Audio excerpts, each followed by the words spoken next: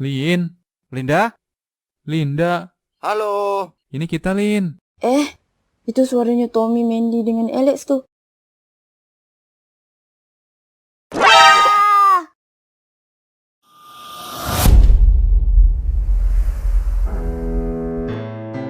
Akhirnya, para penghuni kos kompak bekerja sama untuk membuktikan kejanggalan yang terjadi di dalam kos.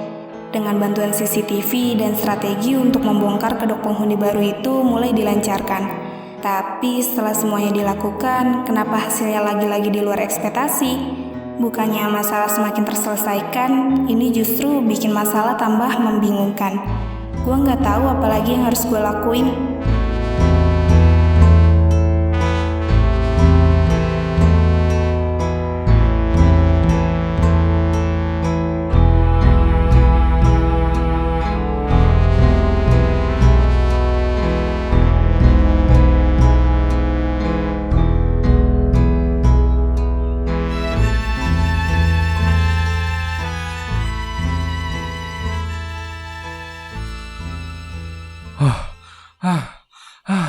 Aduh, capek. Lanjut dong, kan perjanjiannya 50 putaran. Lu baru 20 putaran, 30 lagi tuh. Aduh, iya.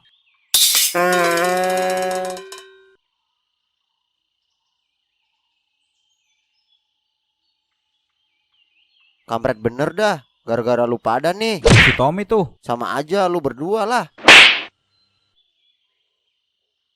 Maaf, Lid. Ini udah kelewatan. Hari ini juga aku bakal keluar dari kosan ini.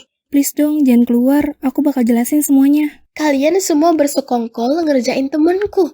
Coba bayangin kalau ternyata dia ini punya serangan jantung. Kalian udah kelewatan. Aku pokoknya mau keluar dari sini. Jangan dong, please. Aku tanggung jawab deh apapun yang terjadi sama Linda, tapi jangan keluar dari sini. Tenang, aku bayar uang kos ini untuk sebulan. Oke deh, kalau kalian maksa mau pergi dari kos ini, tapi tolong kasih aku satu kesempatan buat jelasin yang sebenarnya. Maaf, Lid. Kita cuma mau keluar. Kita nggak perlu penjelasan.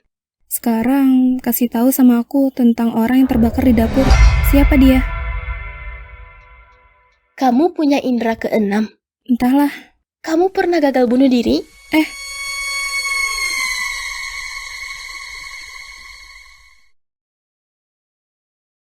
Semua ini berawal sekitar 2 tahun yang lalu. Dulu aku tinggal di sebuah kos dan aku punya 2 ekor kucing. Setiap pagi sebelum berangkat kerja, aku selalu memberinya makan. Aku memberinya lebih agar siang hari saat nggak ada aku, mereka tetap bisa makan. Setiap pulang kerja, aku selalu disambut oleh mereka. Di saat libur, aku selalu menghabiskan waktuku seharian untuk bermain bersama kucing-kucingku. Entah kenapa, aku merasa kalau 2 ekor kucingku itu memberiku semangat menjalani aktivitas. Aku sayang banget sama mereka, walau pemilik kos nggak menyukainya. Pemilik kos pernah bilang kalau kucingku buang air besar di depan kosan. Aku coba buat latih kucing-kucingku agar tidak mengulanginya lagi. Namun, jiwa hewani mereka cukup sulit dilatih. Mereka mengulanginya lagi, tapi tidak dilakukan setiap hari. Ya, mungkin seminggu bisa sampai 3 kali. Walaupun begitu, aku selalu bertanggung jawab untuk membersihkan kotoran mereka. Suatu hari, pemilik kos pernah bilang, kucingku menyolong makanan mereka. Aku nggak tahu benar atau enggak, karena aku selalu kerja dari pagi sampai sore. Hari itu aku debat dengan pemilik kos, karena aku selalu memberi kucing-kucingku makan secara teratur. Jadi aku nggak percaya kalau kucingku itu sampai mencuri makanan. Karena tak mau memperpanjangkan masalah, jadi aku minta maaf atas semua itu. Tiba, suatu hari aku hendak mudik menemui orang tuaku yang sedang sakit. Aku ingin membawa kucingku, tapi sangat buru-buru dan harus naik motor. Jadi aku meninggalkan kucing-kucingku dan menitipkan tetanggaku untuk memberinya makan pagi, siang, dan malam. Kunci kosan aku serahkan ke dia. Aku percayakan semua sama dia. Aku juga memberinya uang sebagai imbalan. Setelah 5 hari kemudian, aku pulang dan melihat kucingku tergeletak kaku. Aku segera membawa kucingku ke dokter hewan, namun ternyata mereka sudah tewas. Menurut dokter, kucingku mati kelaparan. Aku segera mendatangi tetanggaku untuk meminta pertanggungjawabannya. Namun tetanggaku memiliki penjelasan yang bikin aku terluap emosi. Ia menjelaskan, di hari pertama dia hendak memberi makan, ia dicegah oleh pemilik kos, dan si pemilik kos bilang kalau dia saja yang mengurus kucingku. Karena tetanggaku percaya, jadi semua diserahkan kepada pemilik kos. Karena penjelasan itu, aku langsung datangi pemilik kos untuk meminta penjelasannya. Kenapa dia lakuin ini? Tapi si pemilik kos bilang, mungkin kucingku keracunan karena suka menyolong makanan orang. Aku langsung memaki-maki pemilik kos. Aku yakin dia sengaja tidak memberi makan kucingku. Alih-alih meminta maaf atas apa yang dilakukan, dia malah memberi uang 10 juta supaya aku pergi dari kosan. Aku tak terima uang itu, tapi hari itu juga aku pergi dari kosan. Sebelum pergi, aku mengucapkan sumpah serapah kepadanya. Aku menyumpahinya mati terbakar. Lalu dia membalas, akulah yang akan mati terbakar. Aku pergi dan tinggal di rumah temanku untuk sementara waktu buat menenangkan diriku. Aku coba buat mulai melupakan semua yang terjadi di kosanku dulu meski sulit hingga saat ini. Dan aku menarik kata-kataku kepada pemilik kos. Tapi seminggu kemudian aku mendapat kabar bahwa pemilik kos meninggal karena terbakar di dapur. Menurut keterangan polisi, gasnya bocor dan meledak. Lalu terjadilah arus pendek saat ia hendak memasak air. Aku langsung berpikir, apakah semua ini karena kata-kataku? Aku langsung merasa campur aduk dan ketakutan atas kematiannya. Semenjak hari itu, aku jadi depresi karena selalu berpikir bahwa aku telah membunuh orang. Tapi di sisi lain hati kecilku selalu berbicara bahwa ini semua adalah azab buat dia. Berkali-kali aku coba menampar kata-kata itu di hatiku, dan berkali-kali juga muncul kembali seolah aku mendapatkan sebuah kepuasan dan penyesalan. Perasaan itu terus bertarung dalam jiwaku. Akhirnya aku pergi ke sini untuk memulai hidup baru, agar aku bisa melupakan semuanya dan kembalikan perasaan kebahagiaan. Terima kasih, Kak. Gua turut prihatin atas apa yang udah terjadi ya. Jangan sedih. Percayalah kalau kamu bisa temuin kehidupan baru di sini. Semua orang ingin bahagia, tapi kebahagiaan itu tidak bisa kita dapatkan dengan mudah. Dalam hidup ini, nggak ada cita-cita yang lebih tinggi daripada bahagia. Itu sebabnya bahagia itu sulit banget. Kalau semua orang bisa bahagia dengan mudah, nggak ada mereka yang tertindas. Nggak ada orang kelaparan, dan nggak ada kata-kata kemiskinan. Untuk mencapai kebahagiaan yang sempurnanya, kita harus belajar. Belajar rasa sakit, belajar rasanya jatuh, dan belajar rasanya kehilangan. Kalau kita benar-benar sudah belajar semua kepedihan dalam hidup, maka tidak ada alasan buat kita untuk mengatakan bahwa kita tidak bahagia. Jadi, tetap semangat ya. Mungkin ada yang mau kamu sampaikan lagi sebelum kita tutup acara ini? Siapapun kalian, jika kalian tidak menyukai seseorang, jauhilah. Kalian punya hak untuk menjauh, tapi kalian tidak punya hak untuk merusakkan kebahagiaannya.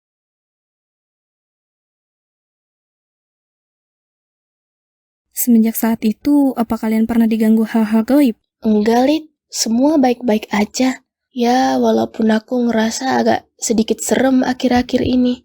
Tapi itu semenjak aku masuk kosan. Aku pikir aku bisa melihat masa depan. Ternyata yang aku lihat pandangan masa lalu. Maaf kalau nyoba buat mata-matain kalian. Banyak anak-anak kos yang akhir-akhir ini melihat penampakan hantu. Awalnya aku pikir hantu itu datang karena kalian penyebabnya. Tapi ternyata bukan. Lalu dari mana mereka datang?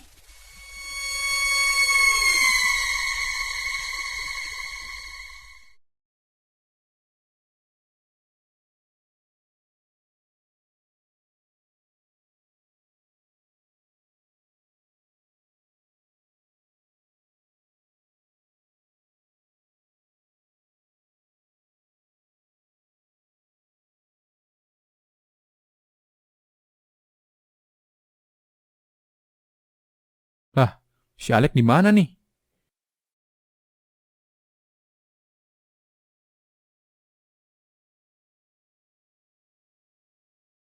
Ya udah deh, mending malam ini kita begadang di sini aja bareng-bareng. Kalau ngantuk, ya udah tidur di sini aja. Kalau setannya muncul kan nggak takut kalau kita bareng-bareng, ya nggak? Hehehe. Kalau ada Mas Jong mah gak apa-apa deh, pasti seru. Hehehe. Waduh, enggak deh, gue tidur di kamar aja. Gue juga. Ngapain gue di sini? Ada kamar kok. Lu aja men sendiri di sini. Lah, Men, si Alek kemana, men? emang nggak ada di kamarnya? Nggak ada, men. Padahal firasat gue udah gak enak di kosan itu. Kayak bakal kena sial gue. Tapi kenapa gue tetap ke sana ya? Beneran kan tuh gue kena sial? Cukup dah, mending gue balik aja. Lagian gue gak kerja di kosan itu juga bisa makan kok. Makan. Oh iya, gue belum makan dari pagi. Pantesan perut gue lapar bener. Aduh.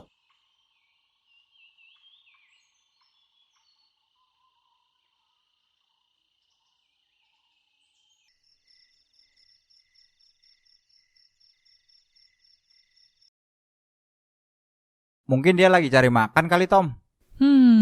Iya kali ya. Kalian pada di sini? Iya, Lid. Nyantai nih. Ntar kalau mau tidur, kunci aja ya pintunya. Gue nggak pulang malam ini. Emangnya lo mau kemana? Ada urusan. Waduh, gue ketiduran. Jam berapa nih? Gara-gara lapar gue jadi ketiduran. Gue lanjut jalan lagi deh.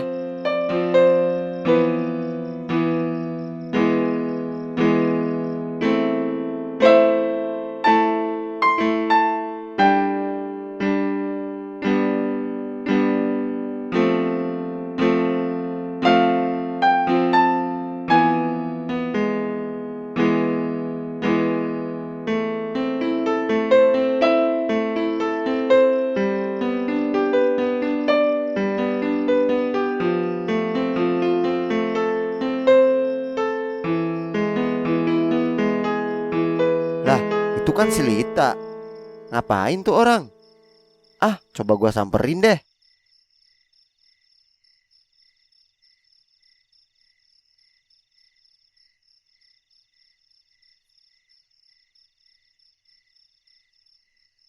Lit, Lex. ini bener kan Lita? Iya, kok lu ada di sini, Lex? Lu ngapain di sini? Gue cuma mau menyendiri, Lex. Malam-malam gini lu sendirian di sini? Lu nggak takut ada orang jahil apa? Boro-boro mikirin itu, Lex. Gue lagi mikirin apa yang terjadi sama diri gue ini. Oh, jadi lu lagi nenangin pikiran di sini? Kira-kira gitulah. Lu mau kemana, Lex? Gua mau balik ke rumah. Sorry, gua nggak pamit. Jadi mumpung ketemu, gua mau pamit keluar dari kos. Kenapa? Mungkin gua kurang cocok tinggal di sana. Lu risih ya? Kayaknya karena belum terbiasa sih. Gua pikir selain gua mungkin malah merasa senang tinggal di sana. Gue minta maaf, Lex. Gue bakal usahain supaya yang lain lebih jaga diri mereka deh sama lu. Udah cukup, gak usah minta gua balik lagi ke sana. Gua hargain kebaikan lu kok. Sekarang mending lu fokus buat cari tahu tentang masa lalu. Itu yang lagi gue lakuin sekarang, Lex. Gue coba buat ngejauh dari yang lain. Kalau malam ini semua baik-baik aja, artinya hantu-hantu yang muncul akhir-akhir ini bukan karena kehadiran penghuni kos, tapi karena gue. Cuma gue bingung. Kalau iya, hantu apa yang ngikutin gue? Jadi malam ini lu gak pulang ke kos? Iya, Lex. Terus lu mau tidur di mana? Gue di sini aja deh sampai pagi. Gila lu, daripada di sini, mending cari tempat rame, ke pasar atau ke rumah makan gitu. Lagian gue juga belum makan nih. Kalau semisal lu mau traktir gue makan mah, gue temenin deh sampai pagi. Hehe. Ya udah yuk. Gas.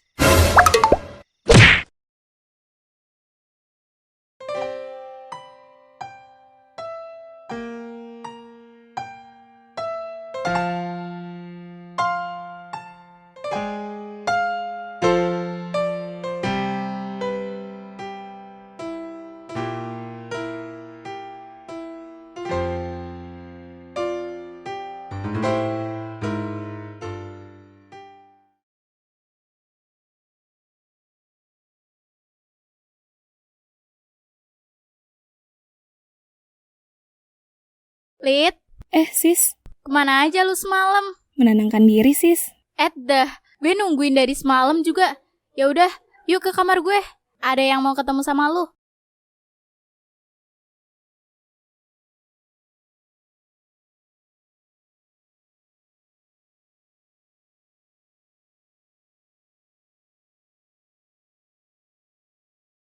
Ella,